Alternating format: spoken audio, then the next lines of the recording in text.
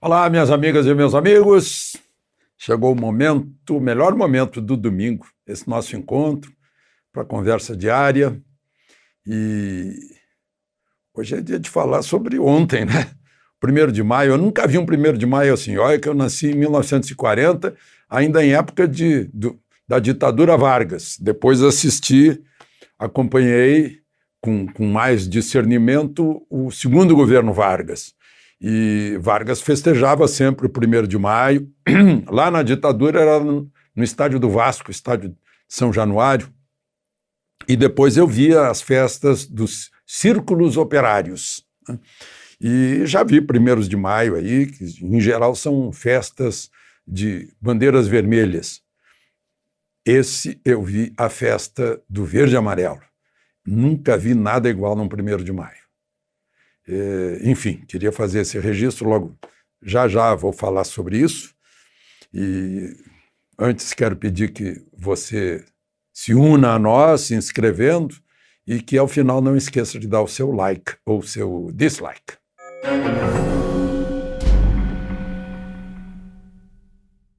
Bom, eu diria que esse sábado foi uma surpresa, né? Uma surpresa que muito mais gente do que se podia imaginar. Com as restrições da pandemia, né? A Avenida Paulista foi uma apoteose, né? Os exagerados falaram em 1 milhão. Eu não acredito, porque eu acredito muito na matemática, né? A Avenida Paulista tem 2.500 metros de comprimento, 55 metros de largura, e isso dá 137.500 metros quadrados. Se a gente puser 2 por metro quadrado, a gente vai ter aí 250 mil pessoas, 300 mil, mas 1 milhão está longe. Bom, talvez considerando as transversais, etc., né? Mas havia muita gente, sim, na Avenida Paulista. Mas não foi só a Avenida Paulista, foi a Avenida Atlântica, em Copacabana, foi em todas as capitais, e além das capitais, em quase todas as cidades brasileiras. Na cidade onde mora minha irmã, por exemplo, ela me contou que foi para a rua, hastearam a bandeira, cantaram o hino nacional e rezaram o Pai Nosso. Aí ficou parecido com aquilo que eu via, ainda com 23 anos de idade. Eu ouvia na igreja os apelos para evitar que se estabelecesse um regime comunista no Brasil, e depois eu via a igreja estimulando as pessoas a irem para a rua, depois os jornais aderindo, né? E, por fim, veio a Força Armada, estou falando já em 64, mas o povo na rua, eu vi que foi, bom, apoio ao presidente da República, condenação do Supremo, exigência de comprovante do voto auditável, e uma autorização ao presidente para agir em nome do povo, né? Obviamente, né, todo o poder emana do povo, e o povo parece que agiu assim numa espécie de democracia direta.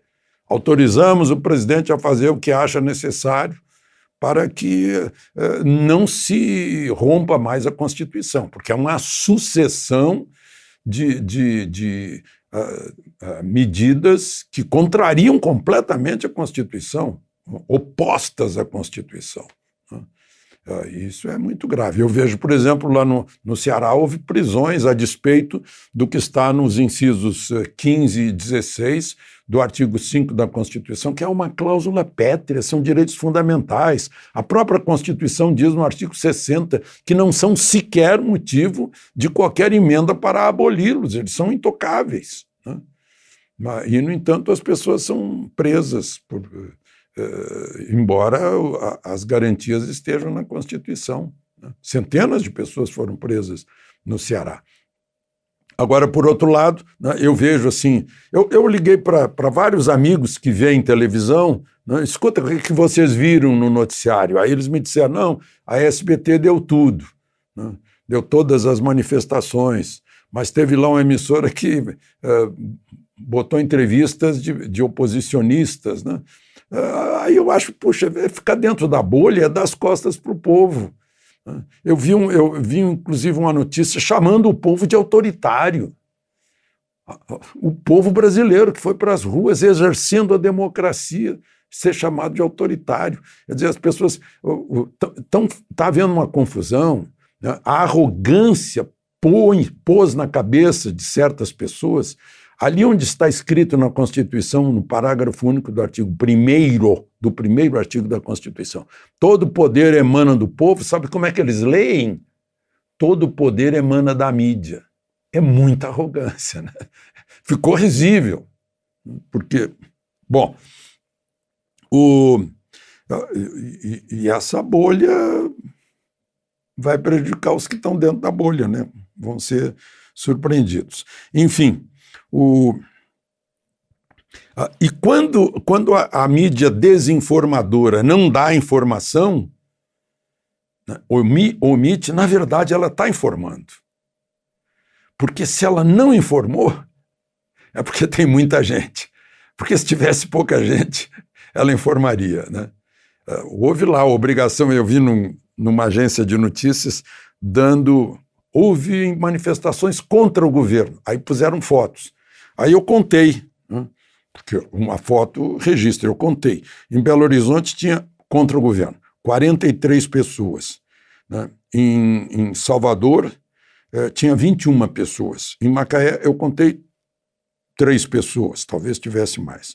Brasília, as pessoas que foram à passeata me contaram que havia lá uma tentativa de movimento pelo 1º de maio com bandeira vermelha, mas eles ficaram parados, olhando, as pessoas ficaram com pena, inclusive, porque nos rostos deles, eles estavam surpresos, não estavam entendendo aquilo, foram trazidos de algum lugar, postos em 2 ônibus, né?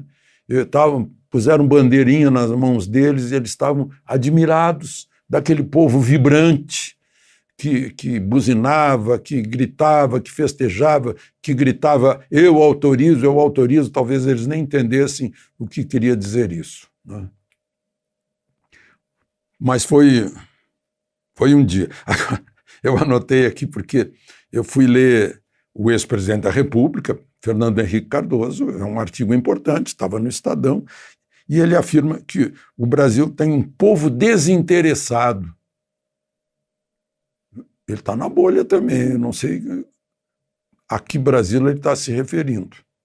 Aliás, eu vi uma manifestação do ex-candidato à presidência da República, do mesmo partido de Fernando Henrique, Aécio Neves, achando que o PSDB não deve oferecer candidato à presidência da República no caso de ter Lula versus Bolsonaro, que haveria só um desgaste, que era melhor concentrar nas campanhas estaduais, concentrar os recursos nas campanhas estaduais e não desperdiçar recurso na campanha federal. Parece que Aécio aí eu não sei se ele vai apoiar algum desses 2 candidatos, né? Mas foi interessante essa manifestação. Bom, é tanta coisa, né, que a gente tem que anotar para não esquecer de conversar essas coisas com vocês. Bom, não dá para não registrar por causa da similitude. O Congresso da República de El Salvador, lá do Caribe, destituiu no sábado os integrantes da Câmara Constitucional do Supremo Tribunal de Justiça de El Salvador e o Procurador-Geral da República, por 64 votos a 19, com uma ausência, por violarem a Constituição ao anularem decisões do presidente da República relativas à pandemia. São 5 magistrados dessa Câmara Constitucional, que é o Tribunal Constitucional.